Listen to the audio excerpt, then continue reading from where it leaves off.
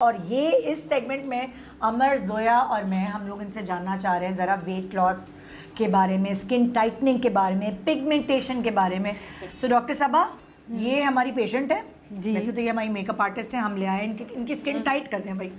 Skin tight कर दें। Skin tightening के लिए हमारे पास जो मशीन है वो है MFU। अच्छा, ठीक है, इट्स हाइफू एंड MFU। आप समझ लें कि हाइफू MFU का कॉम्बिनेशन है।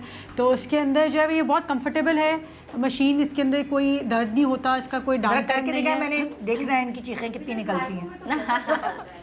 यस, हाइफू में देता है। MFU का कोई डाउन टाइम नहीं है और इसके अंदर कोई भी पेशेंट यूजली बहुत कंफर्टेबली लेटे हुए होते हैं। यूजली ऐसे स्किन के लिए जो कि थोड़ी सी सैग कर रही होती है या एज की वजह से भी होता है। तो एज की वजह से होता है, एक वेट लॉस की वजह से, एक वेट लॉस की वजह से होता है जी, बिल्कुल। उसके लिए अच्छा, कुछ पेशेंट्स ऐसे होते हैं जिनको अपना फेस थोड़ा भरा भरा लगता है। वो कहते हैं कि हमें थोड़ा भरा भरा लग रहा है, तो हमें थोड़ा सा इसको चिजल लुक देना है, थोड़ा सा टाइट लुक देना है।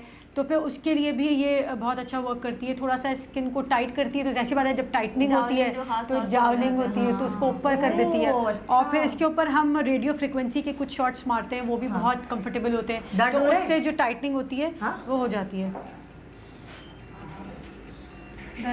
बर्दाश्त कर सकते हैं ना? हाँ, गरम गरम लगता है, कैसा फील हो रहा है?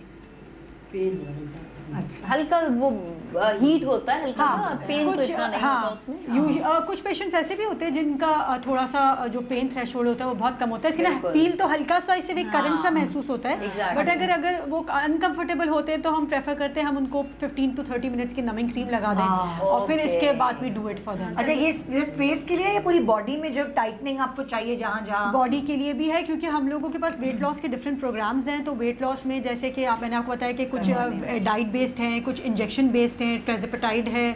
तो उसके अंदर हम जब वो वेट लॉस पेशेंट्स करते हैं तो आपको पता है जब बहुत ज़्यादा वेट लूज़ कर लेते हैं, तकरीबन 15 किलो से ऊपर, तो उनकी स्किन सैगी हो जाती है, हाथ से, पेट से, तो सैगी हो जाती है। प्रेगनेंसी के बाद, डिलीवरी के बाद जो हो जाते हैं, एकदम बेली लटक जाती है बिल्कुल। एग्जैक्टली। तो डिलीवरी के बाद कुछ लोगों की जो स्किन जो है वो लूज हो जाती है, तो उसके लिए भी have a body probe as well. तो वो बॉडी की टाइटनिंग के लिए हेल्प करता है। कितने सेशंस लेने पड़ते हैं?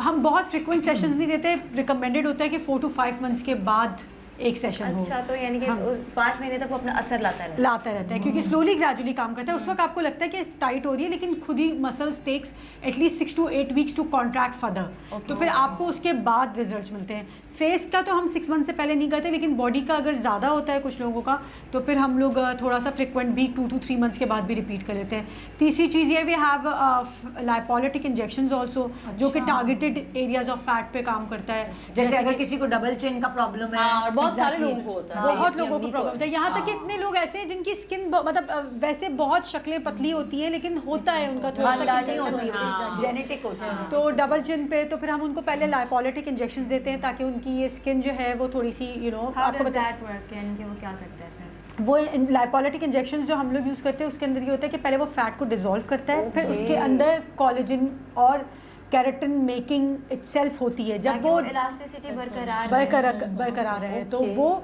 फिर कुछ लोगों की स्किन ऐसी होती है कि जो लूज हो जाती है, तो फिर उसके लिए हम MFU यूज़ करते हैं। Same goes for abdominal fat, for hands की फ़ैट। तो अगर उनको लाइपोलिटिक इंजेक्शन लगा रहे हैं, कोई टारगेटेड फैट है और उधर लगा रहे हैं, और उसके बाद फिर उसके मल्टीपल सेशंस, क्योंकि उसके भी 2 या 3 सेशंस होते हैं। तो in every session you lose at least 2 to 3 inches.